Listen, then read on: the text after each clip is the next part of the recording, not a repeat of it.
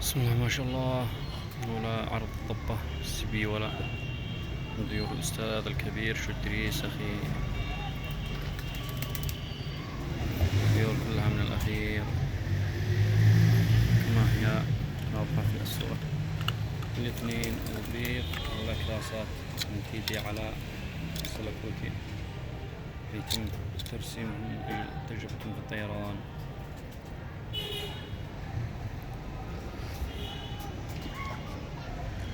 من طيور اليمن. بسم الله ما شاء الله، الله يطرح فيهم البركة يا رب.